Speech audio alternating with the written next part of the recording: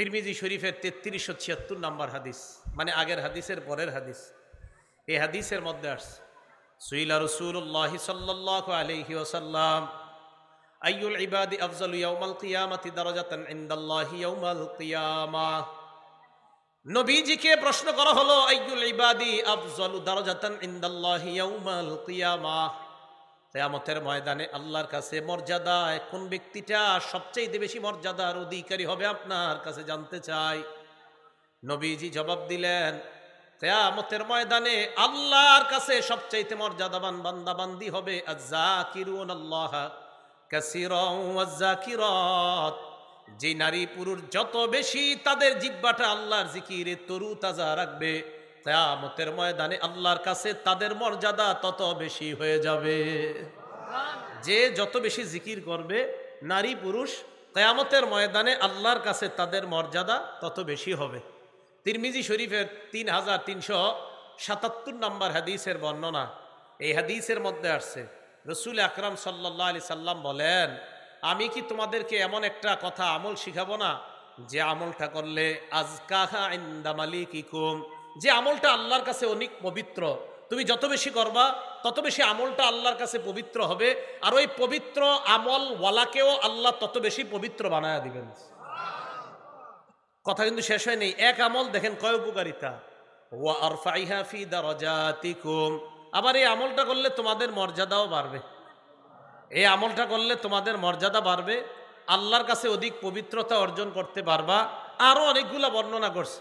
তো সাহাবারা কয়, হুজুর বলেন কি? নবীজি বললেন, জিকরুল্লাহ, আল্লাহর জিকির যত বেশি করবা তত বেশি পবিত্র হয়ে যাইবা, কিয়ামতের ময়দানে তোমার তত বেশি মর্যাদা হবে আল্লাহর কাছে। তাহলে যত বেশি জিকির করব তত বেশি মর্যাদা হবে। নবীজির এক সাহাবা এই হাদিসের শেষে বলেন যে, আমার জানা মতে জিকিরের চাইতে এত বেশি নাজাত দানকারী আমল আর আছে কিনা ফরজের পর, আমার জানা নাই যে জিকির একটা মানুষকে কতটা বেশি নাজাত দান করবে। এই জন্য জিকিরের মাধ্যমে কলবটা প্রশান্তময় হৃদয় বানানোর চেষ্টা করা। আল্লাহ আমাদেরকে তৌফিক দান করেন। মুসলিম শরীফের 2676 নম্বর হাদিস। এই হাদিসের মধ্যে আসছে, আন আবি হুরায়রা রাদিয়াল্লাহু তাআলা আনহু قال বাইনামা রাসূলুল্লাহ সাল্লাল্লাহু আলাইহি ওয়াসাল্লাম ইয়ামশি ফি তরিকিহি ইলা মক্কা, আল্লাহ নবী মক্কার রাস্তা ধরে মক্কার দিকে চলতে লাগলেন। মক্কার দিকে আল্লাহ নবী যখন রওনা করলেন, যাইতে যাইতে আল্লাহ নবী মাররা আলা জুমদান, একটা পাহাড়ের পাশ দিয়ে অতিক্রম করলেন। পাহাড়টার নাম হলো জুমদান। কি নাম? জুমদান নামক পাহাড়। নবীজি বললেন, হাযা জুমদান, এটা হলো জুমদান নামক পাহাড়। এই কথা বলার পর আল্লাহ নবী বললেন, সাবাকাল মুফাররিদুন, সাবাকাল মুফাররিদুন, মুফাররিদুনরা অগ্রগামী হয়ে গিয়েছে, মুফাররিদুনরা অগ্রগামী হয়ে গিয়েছে। বলেন সবাই, মুফাররিদুন। আবার মুফাররিদুন। মুফাররিদুনরা কি হয়ে গেছে? অগ্রগামী। আচ্ছা, সামনে যারা বসা আছেন, মুফাররিদুন কারে কয় জানেননি? একজন খালি কইছে না, বাকিরা চুপ, মানে চুপ থাকা সম্মতির লক্ষণ, মানে অন্যরা জানেন। মুফাররিদুন কারে কয় জানেন? এই জিনাটা আগে বললেন না কেন? জানেন? আরে সাহাবারাও তো জানে নাই, তো আপনারা কেমনে জানবেন? মানে এরকম ভাবসাব যে সাহাবাদের চেয়ে বেশি বুঝে মনে হয়। আমি যখন বললাম মুফাররিদুন কারে কয় জানেন, সব চুপ, মানে হুজুর জি জানি। তো জানলে বলেন। সাহাবারাও জেনে জানেন। আমি তো অবাক হয়ে গেছি ভুয়াপুরে এসে, যে আল্লাহ, মনে হয় এই জায়গায় পাওয়া গেছে কিছু যারা জানে। হ্যাঁ, সাহাবারা বললেন, ওয়ামাল মুফাররিদুন ইয়া রাসূলুল্লাহ, হুজুর মুফাররিদুন আবার কি জিনিস? আল্লাহ নবী বলেন, মুফাররিদুন চিনো না? কয় না, চিনি না। নবীজি বললেন, আয-যাকিরুনাল্লাহ কাসীরান ওয়াজ-যাকিরাত, যে নারী পুরুষরা বেশি বেশি আল্লাহর জিকির করে তারা হলো মুফাররিদুন। তারা কিয়ামতের ময়দানে সবার আগে আগে জান্নাতের দিকে রওনা করবে। সুবহানাল্লাহ। মনে থাকবে না আজকে থেকে, নাম কি? মুফাররিদুন। যারা বেশি জিকির করে নারী পুরুষ, তাদের নাম কি? এবার আরেকটা শিখেন, বলেন মুফরিদুন। আগেরটা কি শিখছেন? মুফাররিদুন, আর এটা মুফরিদুন। আবার বলেন, আগেরটা কি? মুফাররিদুন, আর এটা মুফরিদুন। মানে হালকা পাতলা যারা। এই জায়গায় চিকুন আছেন কারা কারা? হাত তুলেন তো। আচ্ছা, হাত নামা।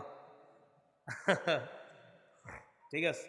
তিরমিজি শরীফের 3596 নম্বর হাদিসে আসছে, ক্বালা রাসূলুল্লাহ সাল্লাল্লাহু আলাইহি ওয়াসাল্লাম সাবাকাল মুফরিদুনা, হালকা পাতলা মানুষরা অগ্রগামী হয়ে জান্নাতের দিকে রওনা করছে। মানে কি আপনারা যারা হাত তুলছেন তারা? হ্যাঁ, চিকুন আপনিও না? বলে হাদিসে কি এটাই আসছে? সাহাবারা বললেন, ইয়া রাসূলুল্লাহ, হালকা পাতলারা অগ্রগামী হয়ে গিয়েছে, ব্যাপারটা একটু বুঝায় দেন। নবীজি বললেন, মুফরিদুন হালকা পাতলা মানে হলো আল মুস্তাহতারুনা বিজিক্রিল্লাহ, যারা বেশি বেশি আল্লাহর জিকির করে তারা হলো হালকা পাতলা। সুবহানাল্লাহ। মানে কিসের হালকা পাতলা? ইয়াদউ আনহুম যিকরু আসকালাহুম, জিকির তাদের পাপের বোঝাগুলা থেকে তাদেরকে হালকা বানায়া দেয়। ফায়াতুনা খিফাফান ইয়াউমাল কিয়ামাহ, আল্লাহ নবী বলেন তারা হালকা পাতলা মানে পাপের বোঝা থেকে হালকা হয়ে জিকিরকারীরা কিয়ামতের ময়দানে আল্লাহর দরবারে দাঁড়িয়ে যাবে। তাহলে এই হালকা পাতলা মানে আপনাদের মাঝে গোস্ত যার কম তার না কিন্তু, হ্যাঁ? তাহলে হালকা পাতলা মানে জিকির করতে করতে যাদের পাপের বোঝাগুলো হালকা হয়ে গেছে, এই হালকা পাতলা। যাই হোক, যে হালকা পাতলারা হাত তুলছেন আপনারা সহ আমাদের সবাইরই আল্লাহ জান্নাতি বানায় দেন। যেহেতু হাত তুলেই ফেলছেন, আল্লাহ সবাইরই জান্নাতি বানায় দেন। রসুল আকরাম সাল্লাল্লাহু আলাইহি সাল্লাম বললেন, হালকা পাতলা মানে পাপের বোঝা থেকে হালকা। বলেন তো পাপের বোঝা থেকে হালকা বানায় কোন জিনিস? জিকির। জিকির। তো এই জিকির পাপের বোঝা থেকে আমাদেরকে হালকা বানিয়ে দিবে। আল্লাহ আমাদের সকলকে পাপের বোঝা থেকে যেন আমরা হালকা হয়ে আল্লাহর কাছে যেতে পারি, আল্লাহ তৌফিক দান করেন। আবু দাউদ শরীফের 3667 নম্বর হাদিস, 3667, 3667 নম্বর হাদিসের বর্ণনা। এই হাদিসের মধ্যে আসছে, ক্বালা রাসূলুল্লাহ সাল্লাল্লাহু আলাইহি ওয়াসাল্লাম, আল্লাহ নবী বলেন, লা আন আকুদা মা কওমিন ইয়াযকুরুনাল্লাহ, নবীজি বলেন, মিন তুলুইল ফাজরি ইলা আন তাতলুআ আশ-শামসু বা মিন সালাতিল গাদাতি মিন সালাতিল ফাজরি ইলা আন তাতলুআ আশ-শামস, ফজরের নামাজের পর থেকে সূর্য ওঠার আগ পর্যন্ত যারা জিকির করে তাদের সাথে আমি নবী বসে থাকা খায়রুন অথবা আহাব্বু ইলাইয়া মিম্মা তালাত আলাইহিস শামস। আরেক বর্ণনায় আহাব্বু ইলাইয়া মিন আন উতিকা আরবাআতাম মিন বুলদি ইসমাঈল। আল্লাহ নবী বলেন, ইসমাইলি বংশের 4টা গোলাম আজাদ করা, এই 4 গোলাম আজাদ করা অনেক বড় ফজিলতের কাজ। এই ফজিলতের কাজের চাইতেও বেশি আমার কাছে ফজিলত জিকিরকারী মজলিসের মধ্যে ফজর থেকে সূর্য ওঠা পর্যন্ত যদি আমি বসে থাকতে পারি, ওই 4 গোলাম আজাদ করার চাইতেও আল্লাহর কাছে এটা অনেক দামি হয়ে যায়। এর চেয়ে বেশি আমার কাছে এটা প্রিয় যে আমি একটা জিকিরকারী মজলিসের সাথে বসে থাকবো। এরপর রাসূল বলেন, ওয়ালা আন আকুদা মা কওমিন ইয়াযকুরুনাল্লাহ, জিকিরকারী সম্প্রদায়ের সাথে বসে থাকা মিন সালাতিল আসরি, আসরের নামাজের পর থেকে ইলা আন তাগরুবাশ শামস আহাব্বু ইলাইয়া মিন আন উতিকা আরবাআ, আসরের নামাজের পর থেকে মাগরিব পর্যন্ত যদি কোনো জিকিরকারী মজলিস থাকে আর তাদের সাথে যদি আমি বসে থাকি, 4টা গোলাম আজাদ করা, এর চাইতেও বেশি আমার কাছে ওই জিকিরকারী মজলিসের সাথে বসে থাকাটা প্রিয় হয়ে যায়। তো জিকিরকারী মজলিস যারা, এটা অনেক দামি মজলিস, এটা অনেক উঁচা মজলিস, দামি মজলিস। তো জিকির করা, জিকিরকারী মজলিসে থাকা, অংশগ্রহণ করা, এটা আল্লাহর কাছে অনেক দামি। আল্লাহ আমাদের সকলকে জিকিরকারী মজলিসে বেশি বেশি শরীক হওয়ার তৌফিক দান করেন। আপনারা যে এখানে বসলেন, এই বসাটারও একটা দাম আছে। এখানে না বসা আপনারা যদি কোনো গানের মজলিসে বসতেন আর এটা যদি জিকির শূন্য মজলিস হয় তাহলে কিন্তু খুব খারাপ অবস্থা। আবু দাউদ শরীফের 4856 নাম্বার হাদিসের বর্ণনা। এই হাদিসের মধ্যে আসছে, আমরা দুইজন এক জায়গায় বসছি কথা বলার জন্য, এমনি দুইজন বসে রয়েছি, তো কথা বইলা টইলা দুনিয়াবি কিছু গল্প গুজব কইরা নাটক সিনেমার গল্প করে উঠে গেছে। ক্বালা রাসূলুল্লাহ সাল্লাল্লাহু আলাইহি ওয়াসাল্লাম, আল্লাহ নবী বলেন, মান কাদা মাকআদান, কোন ব্যক্তি যদি কোনো বৈঠকের মধ্যে বসে, কোনো আসনে বসে, আমি আসনের মধ্যে বসলাম, চা স্টলের সামনে 2টা চেয়ারে আমরা দুইজন বসলাম, এক আসনে আমি বসলাম আর এক আসনে আমার বন্ধুকে বসাইলাম। বসানোর পর আলাম ইয়াজকুরিল্লাহ, দুইজন দুনিয়াবি অনেক কথা বললাম, একটুবারও আল্লাহর নাম নিলাম না, আল্লাহর নাম নেই। নবীজি বলেন, কানা আলাইহি তিরাতুন, হতে পারে এই বৈঠকটা তার জন্য আল্লাহর পক্ষ থেকে গজবের কারণ হয়ে যেতে পারে। তোমার এই বৈঠক কেন জিকির শূন্য হবে? কি কঠিন কথা দেখছেন। ওয়ামান ইত্তাজা মাদজা, কেউ যদি ঘুমাইতে যায় বালিশে মাথা রাখছে, রাখার পর নাটক সিনেমার গান শুনতে শুনতে ঘুমিয়ে গেছে, আল্লাহর নাম নেয় নাই, রসুলের উপর দুরূদ পড়ে নাই। কান আলাইহি তিরাতুন, এই ঘুম তার জন্য গজবের কারণ হতে পারে। আবু দাউদ শরীফ 4855 নাম্বার, 856 নাম্বার হাদিস। তাহলে খুব সাবধান যে আমার আপনার একটা বসা, আমার আপনার একটা জাগরণ, আমার আপনার একটা ঘুমান, এই ঘুমিয়ে গেলাম, আমার আপনার এই ঘুমটাও গজবের কারণ হয়ে যেতে পারে। এই জন্য সাবধান, জিকির শূন্য জাগরণ যেন না হয়, জিকির শূন্য ঘুম যেন না হয়। আল্লাহ আমাদেরকে জাগ্রত ঘুমন্ত উভয় অবস্থায় যেন আল্লাহর জিকির বেশি করতে পারে, আল্লাহ তৌফিক দান করে। বুখারী শরীফের 6320 নাম্বার হাদিসের বর্ণনা। এই হাদিসের মধ্যে আসছে, ক্বালা রাসূলুল্লাহ সাল্লাল্লাহু আলাইহি ওয়াসাল্লাম, আল্লাহ নবী বলেন, ইদা আওয়াইতা ইলা ফিরাশিকা, যখন তুমি বিছানায় আশ্রয় গ্রহণ করতে যাও, বিছানায় যাওয়ার পর তখন তুমি সর্বপ্রথম তোমাদের কাজ হলো, ইদা আওয়া আহাদুকুম ইলা ফিরাশি, যখন তোমাদের কেউ বিছানায় যাও, যাওয়ার পর তোমাদের প্রথম কাজ, ফালয়ানফুত ফিরাশাহু বিদাখিলাতি ইজারিহি, সে যেন লুঙ্গির নিচ দিয়ে তার বিছানাটা এইভাবে 3 বার ঝাড়া দেয়। ফালয়ানফুস ফিরাশা বিদাখিলাতি ইজারি, সে যেন তার বিছানাটা লুঙ্গির নিচের অংশ দিয়ে 3 বার ঝাড়া দেয়। যদি আপনারা ঝাড়ু, ছোট্ট ঝাড়ু ব্যবহার করেন, তো যেহেতু নবীর সুন্নত, তো আমার আপনার লুঙ্গির নিচ দিয়ে এইভাবে একটু ঝাড়ু দিয়া সুন্নতটা আদায় করলে সমস্যা কোথায়? নবী সাল্লাল্লাহু আলাইহি সাল্লাম বলেন, ফাইন্নাহু লা ইয়াদরি, কেননা সে জানে না, আমার উম্মত জানে না, মা খালফাহু আলাইহি, তার অগোচরে বিছানায় কোনো বিষাক্ত কিছু থাকতে পারে, তাই সে যেন ঝাড়ু দিয়ে নেয়। দেখেন নবী তার উম্মতকে কতটা ভালোবাসে, যে ঘুমাইতে গেলে আমার উম্মত যেন কোনো বিপদে না পড়ে, এই জন্য সতর্কতামূলক আমাদেরকে জানায় দিলে, উম্মত বিছানায় যাইবা, ঘুমানোর আগে বিছানাটা ভালোভাবে ঝেড়ে নিবা, যেন কোনো সাপ বিচ্ছু তোমাকে দংশন করতে না পারে। এরপর রাসূল আকরাম সাল্লাল্লাহু আলাইহি সাল্লাম বলেন, এরপর কি করবেন? তিরমিজি শরীফের 3398 নাম্বার হাদিসে আসছে, হাতটা মাথার পিছনে রাখবেন এইভাবে, এই যে এইভাবে, কিভাবে? এইভাবে, এইভাবে, এইভাবে রাখার পর এইভাবে শুয়ে থাকবেন। শুয়ে শুয়ে আল্লাহকে বলবেন, আল্লাহুম্মা কিনি আযাবাকা ইয়াওমা তাবাসু ইবাদাক, আল্লাহ যেদিন আপনি কিয়ামতের মাঠে আপনার বান্দাদেরকে উঠাবেন, সেদিন আপনার আযাব থেকে আমাকে হেফাজত করবেন। চিন্তা করেন, বিছানায় গিয়ে এগুলো আমগরে শিখায় নবীজি। তারপর কি করবা তুমি?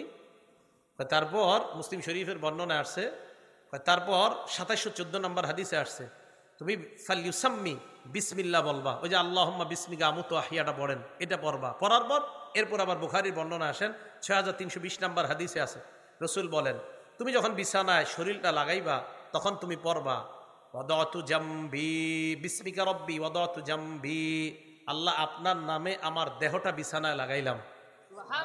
ওয়াবিকা আরফাউহু, আপনার নামে আবার আমি দেহটা বিছানা থেকে উঠাবো যদি আপনি চান। ইন আমসাকতা নাফসি ফারহামহা, মাবুদ আমার ঘুমের মধ্যে যদি আমার জানটা আপনি আটকায় রাইখা দেন, আমাকে যদি আর জানটা ফেরত না দেন, আমাকে যদি ঘুমের মধ্যে আপনি মৃত্যু দিয়ে দেন, ফারহামহা, তাহলে আমার জানের প্রতি আপনি দয়া করেন। মুসলিম শরীফের বর্ণনা, ফাগফিরলাহ, আমার জান আপনি মাফ করে দেন। আল্লাহ আমার ঘুমে যদি মরণ হয়ে যায়, আমাদের নবী কতটা মায়া দেখেন, আমাকে আপনাকে বলতেছে, এটা বলো আল্লাহর, এটা বইলা তুমি ঘুমাও, কি যে আল্লাহ আমার ঘুমের মধ্যে যদি আমার মরণ দিয়ে দেন, আমি যদি আর উঠতে না পারি, তাহলে আমার এই জানটার প্রতি আপনি দয়া করেন, আমার এই জানটাকে আপনি ক্ষমা করে দেন। এরপরে দেখেন কি শিখাইছে, ওয়াইন আরসালতাহা, আপনি যদি আমার জানটা আবার আমাকে ফেরত দিয়ে দেন, ফাহফাজুহা বিমা তাহফাজু বিহি ইবাদাকাস সালিহিন, আপনার নেককার বান্দাদেরকে যেইভাবে হেফাজত করেন, আমার জানটা আপনি এইভাবে হেফাজত করে নিয়েন। এই কথাগুলা আল্লাহর জিকিরে আপনি ঘুমানোর সময় আল্লাহকে বলবেন। আমি বাংলাটা আবার বলছি, যদি আরবিটা না পারেন, আরবিটা আমি আবার একবারে বলছি, বিসমিকা রব্বি ওয়াদাতু জামবি ওয়াবিকা আরফাউহু, ইন আমসাকতা নাফসি ফারহামহা ওয়া ইন আরসালতাহা ফাহফাজহা বিমা তাহফাজু বিহি ইবাদাকাস সালিহিন। সহিহ বুখারী 6320 নম্বর হাদিস। মোট হাদিস সংখ্যা হবে 7563টা হাদিস। এই হাদিসের কিতাবের মধ্যে আসছে যে রাসূল সাল্লাল্লাহু আলাইহি সাল্লাম এইভাবে আমাদেরকে শোয়ার পর আমরা যেন এইভাবে আল্লাহর কাছে দোয়া করি, তাহলে আমার ঘুমটাও হয়ে গেল আল্লাহর জিকিরের সাথে, আর আমার জাগরণটাও, যে বললাম আমরা দুইজন একসাথে বসলাম, বসার পর আমাদের কিছু আলোচনায় যেন অবশ্যই আল্লাহর জিকির থাকে, রাসূল সাল্লাল্লাহু আলাইহি সাল্লামের উপর দুরূদ ইত্যাদি এগুলা থাকে। তাই তো আলোচক যারা আলোচনা শুরু করে কিভাবে, নাহমাদুহু ওয়া নুসাল্লি আলা রাসূলিল কারীম, প্রথমে আল্লাহর প্রশংসা করে, এরপর নবীর উপর দুরূদ পড়ে, ঠিক না? কারণ মসজিদ যেন জিকির শূন্য না হয়। এখন যে কথাটা বলবো, অনেকের মনে খারাপ লাগতে পারে, কষ্ট লাগতে পারে, বাকি গার্জিয়ানরা সাবধান হয়ে যাবেন, সন্তানদেরকে এই মসজিদ থেকে দূরে রাখেন। কি দেখেন, আবু দাউদ শরীফের 4855 নাম্বার হাদিস, এই হাদিসে আসছে ক্বালা রাসূলুল্লাহ সাল্লাল্লাহু আলাইহি ওয়াসাল্লাম, আল্লাহ নবী বলেন, মা মিন কওমিন ইয়াকুমুনা মিন মাজলিসিন লাম ইয়াযকুরুল্লাহ, কোন সম্প্রদায় এমন কোন মসজিদ থেকে উঠলো যে মসজিদের মধ্যে আল্লাহর নাম নেয় না। গানের কনসার্টে গেলেন, 2 ঘন্টা গান শুনলেন, 1 ঘন্টা গানের মসজিদে ছিলেন, গান শুনছেন, আধা ঘন্টা গান শুনছেন, 1 ঘন্টা গান শুনছেন, শুনে এবার আইসা পড়ছেন। আল্লাহ নবী বলেন, মা মিন কওমিন ইয়াকুনুনা মিন মাজলিসিন, কোন সম্প্রদায় এমন কোন মসজিদ থেকে উঠছে লা ইয়াযকুরুনাল্লাহ, যে মসজিদে আল্লাহর নাম নেয় না। আচ্ছা, গায়ে হলুদের অনুষ্ঠান কি দেশ গ্রামে হয়? এইসব এলাকাতেও হয়? আমি তো ভাবছি শুধু ঢাকাতে হয়। গায়ে হলুদের অনুষ্ঠানে গান বাজায়নি, এরকম বড় বড় বক্স লাগায়? আচ্ছা, গায়ে হলুদে খানা টানার আয়োজন হয়নি? আচ্ছা, খানা কি গোস্ত টোস্ত ইত্যাদি খাওয়ায় না? আচ্ছা, বিয়ে বাড়ির আয়োজন হয়নি? ওই বিয়ের পার্টিতে বউবাতে বড় বড় গান ছাড়ে, ডেকসেট ছাইরা গান বাজায়, এমন আয়োজন হয়নি? নাউজুবিল্লাহ। তাহলে শোনেন, আয়োজনে গিয়ে খাইলেন খাসি, খাইলেন গরু, খাইলেন মুরগি, কিন্তু নবীজি দেখেন কি কয়, আপনারা কি খাইয়া বেরোইছেন, নবীজি কি কয় দেখেন। গরু খাইছেন না, মুরগি খেয়েছেন। এই জন্য ভালো মানুষ যারা, আপনারা যদি এই সমস্ত দাওয়াতে জানি, চুপচাপ নিচের দিকে তাকায় বসে থাকবেন। গান হইতেছে আশেপাশে, কি করবেন? আত্মীয়র বিয়া ঠেইকা চলে গেছেন, তো গিয়া নিচের দিকে তাকায় বসে থাকবেন, যতক্ষণ পারেন ইস্তেগফার পড়তে থাকবেন। খানাটা দিব কোনো মতে খেয়ে তাড়াতাড়ি বেরিয়ে চলে আসবেন। রসুল আকরাম সাল্লাল্লাহু আলাইহি সাল্লাম বলেন, কোন সম্প্রদায় এমন কোন মসজিদ থেকে যদি ওঠে যে মসজিদে আল্লাহর নাম নেওয়া হয় না, আল্লাহর নাফরমানি করা হয়, ইল্লা কামু আন মিসলি জিফাতি হিমার, আল্লাহ নবী বলেন তারা মরা গাধার বুঝন সভা থেকে বের হয়ে আসছে। মরা গাধার বুঝন সবার আয়োজন হয়েছে, ওই আয়োজন থেকে আমার উম্মত বের হয়ে আসছে। তাহলে জিকির শূন্য মসজিদ থেকে যদি বের হন, মরা গাধার বুঝন সভা থেকে আপনি বের হয়ে আসলেন। আল্লাহ আমাদের সকলকে হেফাজত করেন। আপনি শুয়ে রয়েছেন, রাতের বেলা বালিশে মাথা লাগাইছেন, ঘুম আসে না, এই অভিযোগ আসেনি সবার? ঘুম আসে না, ঘুম আসবে কিভাবে? রাত 7টার পরে মোবাইল আর চালায়েন না। ঘুম যদি কালকে থেকে না আসে আমারে জানায়েন। 7টার পরে আর মোবাইল চালায়েন না, এটা আলমারিতে উঠায় রাখেন। এরপরে আপনি দেখেন ঘুম না আসা উপায় আছে কিনা। 7টার পরে আপনি একটু বই দেখবেন, বৈশা বৈশা একটু মনে করেন একটা ভালো কিতাব দেখলেন, হাদিসের কিতাব, কোরআনের কিতাব দেখলেন, ইবলিস আইসা পা টিপবে, ঘুমা ঘুমা ঘুমা। আপনার ঘুম না আসা উপায় নেই। রাতের বেলা আপনি মোবাইল সরাইয়া দেন, বিছানায় মাথা লাগাইলেন, ঘুম আসে না, আঙ্গুলের কড়া গুনতে থাকে, আর 100 বার পড়েন সুবহানাল্লাহ, পড়েন সুবহানাল্লাহ। আল্লাহ নবী সাহাবাদেরকে বলেন, আয়াজিজু আহাদুকুম আইয়াকসিবা, তোমাদের কেউ কি আছো সক্ষম নাকি অক্ষম? সাহাবারা কয়, হুজুর কি অক্ষম? আইয়াকসিবা আলফা হাসানা, তোমাদের মধ্যে আয়াজিজু আহাদুকুম, তোমাদের কেউ কি অক্ষম? আলফা হাসানা, আইয়াকসিবা আলফা হাসানা, তোমাদের কেউ কি অক্ষম 1000 নেকি কামাই করতে? কি কেউ অক্ষম? সাহাবারা কয়, হুজুর এটা কি কইলেন আপনি? 1000 নেকি কি কেউ পারবো আমরা কামাই করতে খুব সহজে? নবীজি কয়, আমি এমন এক সিস্টেম শিখাই দেবো, যেই সিস্টেম অবলম্বন করলে 1000 নেকি নিমিষেই তোমরা কামাই করতে পারবা। সাহাবারা বললেন, হুজুর কি আমল? আল্লাহ নবী কয়, ইউসাব্বিহু মিআতা তাসবিহা, 100 বার সুবহানাল্লাহ পড়ো, ইউকতাবু লাহু আলফু হাসানা, তার আমল নামায় আল্লাহ পাকের পক্ষ থেকে 1000 নেকি লিপিবদ্ধ হয়ে যায়। শুয়ে শুয়ে সুবহানাল্লাহ বলেন 1000 বার। এবার আল্লাহ নবী বলেন, যদি তোমার 1000 নেকি লেখা না হয় তোমার জীবন থেকে, অথবা ইউহাত্তু আনহু আলফু খতিআ, তোমার জীবন থেকে 1000 গুনাহ ঝরে পড়ে মুছে যায়। কয়শো বার সুবহানাল্লাহ? 100 বার। কয়শো বার সুবহানাল্লাহ? 100 বার। এবার আরেকটা, যদি দেখেন 100 বার পড়ার পরে ঘুমায় না, এখন আরেকটা বলবেন, বলেন সুবহানাল্লাহি ওয়া বিহামদিহি, বলেন সুবহানাল্লাহি 100 বার। এটাও কয়বার? আল্লাহ নবী বলেন সুবহানাল্লাহি ওয়া বিহামদিহি, বাস এতটুকুই তুমি 100 বার পড়লা, গফিরাত খাতায়া ওয়া ইন কানাত মিসলা জাবাদিল বাহরি, সমুদ্রের ফেনা পরিমাণ গুনাহ যদি হয় তোমার গুনাহ মাফ। তোমার গুনাহ, তাহলে আপনার সমস্যা কোথায়? গুনাহ মাফ করাইবেন।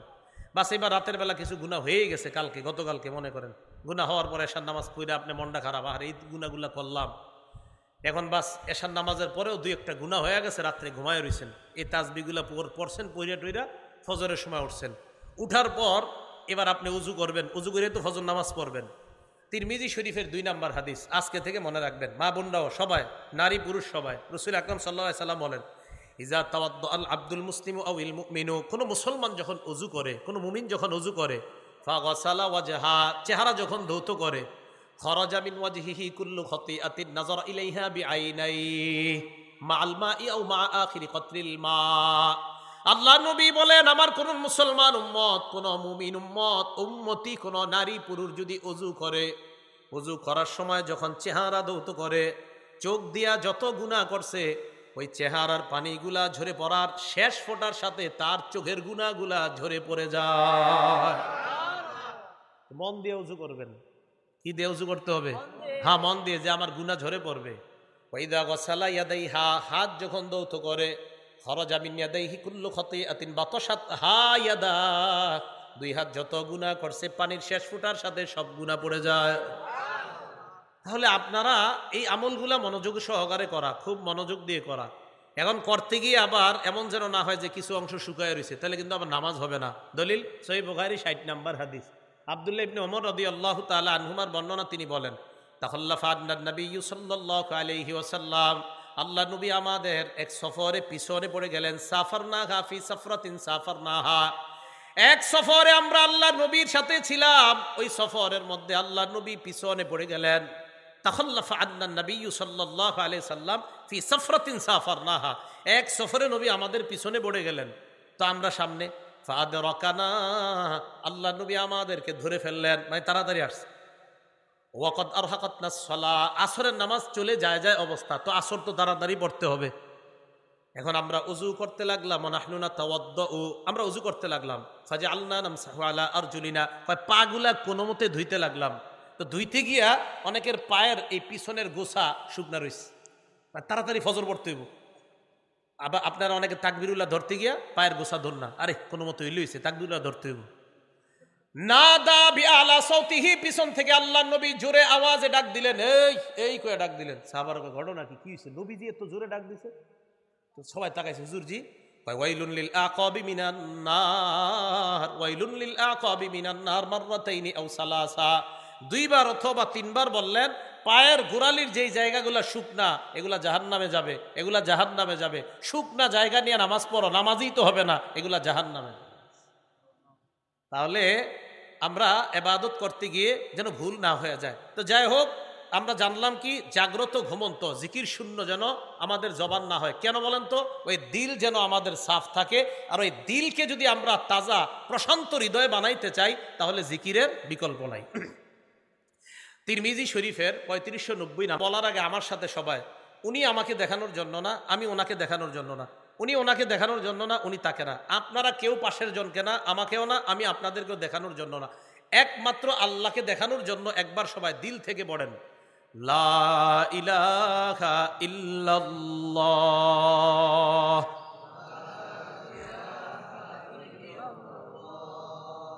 আচ্ছা, মনে করে নেন আমাদের হয় নাই, তো আবার আমরা একদম সত্যি সত্যি আল্লাহকে দেখানোর জন্য আবার লা ইলাহা ইল্লাল্লাহ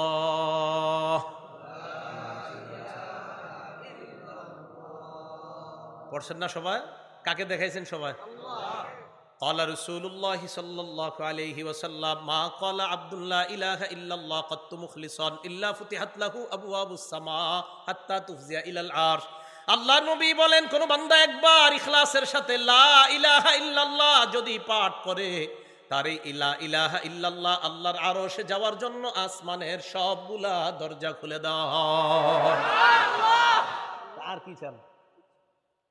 রাত 2টায় ঘুম ভাঙছে, 3টায় ঘুম ভাঙছে, ঘুম ভাঙার পর আপনার বিবি ঘুমায়, সন্তান ঘুমায়, বিবি ঘুমায়, ছেলে ঘুমায়, মেয়ে ঘুমায়, এলাকার সবাই ঘুমায়, এলাকার নাম জানি কি, দেউলিয়া বাড়ির সবাই ঘুমায়। তো 2টা-3টায় উঠছেন প্রস্রাব করতে বা কিছু, ওই টাইম আপনি চিন্তা করলেন, আল্লাহরে বললেন, আল্লাহ, তিরমিজি শরীফের হাদিসে নবীজি বলছে যে ইখলাসের সাথে লা ইলাহা ইল্লাল্লাহ পড়লে নাকি আকাশের দরজা সব খোলেন।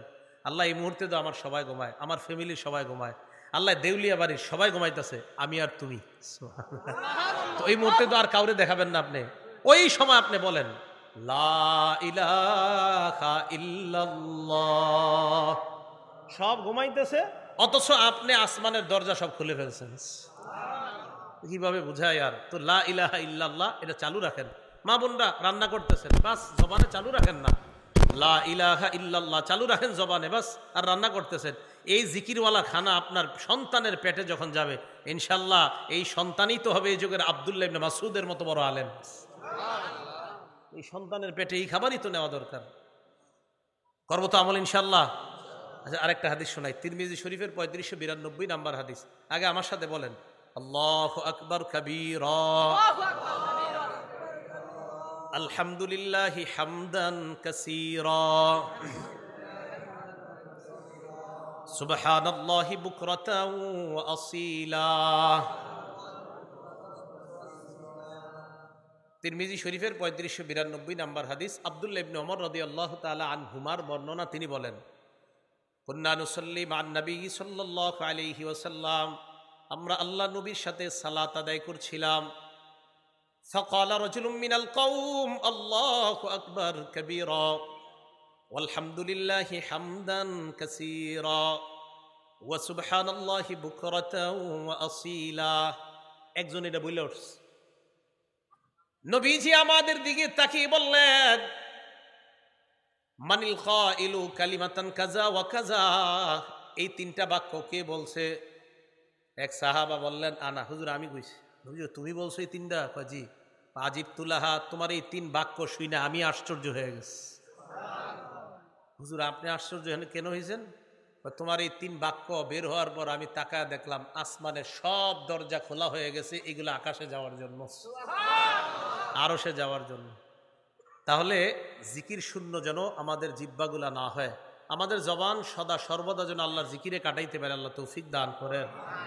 তো এটা লাভ কি? প্রশান্ত হৃদয় যদি অর্জন করা যায়, এই অর্জন করতে পারলে সূরা ফজরে দেখবেন অনেক হুজুররা ফজরের নামাজে পড়ে, অথবা মাগরিবের নামাজে পড়ে, ফজর নামাজে পুরাটা পড়ে, আর মাগরিবের নামাজে এই সূরা ফজরের 27 থেকে 30 নম্বর আয়াত পড়ে, ইয়া আইয়াতুহান নাফসুল মুতমাইন্নাহ ইরজিই ইলা রাব্বিকি রাদিয়াতাম মারদিয়াহ ফাদখুলি ফি ইবাদি ওয়াদখুলি জান্নাতি। এই আয়াতের অর্থ হলো, হে প্রশান্ত হৃদয়ের অধিকারী, ইরজিই ইলা রাব্বিক, তুমি তোমার রবের দিকে প্রত্যাবর্তন করো, রাদিয়াতাম মারদিয়া, সন্তুষ্ট চিত্তে, সন্তোষ ভাজন হয়ে, ফাদখুলি ফি ইবাদি, আমার বান্দাদের অন্তর্ভুক্ত হও, ওয়াদখুলি জান্নাতি, আমার জান্নাতে প্রবেশ করো। সাইদ ইবনে জুবায়ের নবীর সাহাবা, উনি বলেন, আমি এই আয়াতটা নবীজির সামনে পড়লাম, তো নবীজির সাথে আবু বকর সিদ্দিক রাদিয়াল্লাহু তাআলা আনহু বসা। আদ-দুরুল মানসুরের মধ্যে আসছে 8 নম্বর খণ্ড 813 নম্বর পৃষ্ঠা, সেখানে আসছে যে আমি এই আয়াতটা নবীর সামনে পড়লাম, পড়ার পর আবু বকর সিদ্দিক বললেন, ইন্না হাযা হাসান, তুমি তো অনেক সুন্দর একটা আয়াত পড়ছো, সুবহানাল্লাহ। নবীজি কয়, আবু বকর, যে আয়াতটা পড়ছে এই আয়াতের মর্মবাণী হলো যে প্রশান্ত হৃদয় ওলাদেরকে ফেরেশতা স্বাগত জানাইতে জানাইতে জান্নাতের দিকে নিয়ে যাবে। শেষ হয় নাই। আবু বকর, জানো আমার আশা, ইন্নাল মালাকা সায়াকুলু লাকা ইনদাল মাউত, ফেরেশতা তোমাকেও মরণের সময় এই বাক্যগুলা বলতে বলতেই তোমাকে নিয়ে যাবে। তাহলে প্রশান্ত হৃদয়ওয়ালাকে জান্নাতের দিকে স্বাগত জানাইতে জানাইতে নিয়ে যাবে। তাহলে কলব, এই কলব এটা হলো তাকওয়ার জায়গা, কলব হেদায়েতের জায়গা, কলব ইমানের জায়গা। এই কলব যদি ঠিক থাকে সব ঠিক। কলব কিভাবে ঠিক বানাবো? জিকিরের মাধ্যমে। জিকিরের মাধ্যমে যদি প্রশান্ত হৃদয় অর্জন করতে পারি, ওই প্রশান্ত হৃদয় নিয়ে ইনশাল্লাহ আল্লাহর জান্নাতের মেহমান হতে পারবো। আল্লাহ আমাদের সকলকে যেই কথাগুলা বললাম শুনলাম, কোথায় যান আপনারা? উঠছেন কেন? হ্যাঁ, উঠছেন কেন? পরের আলোচকের আলোচনা ভিডিও করে যাবেন, বসে থাকেন। আর সব জায়গায় দৌড়ে যান কেন? পরের আলোচকের আলোচনা ভিডিও করবেন, এই জায়গায় কেউ আসবেন না এখন। পরের আলোচকের আলোচনা ভিডিও করবেন।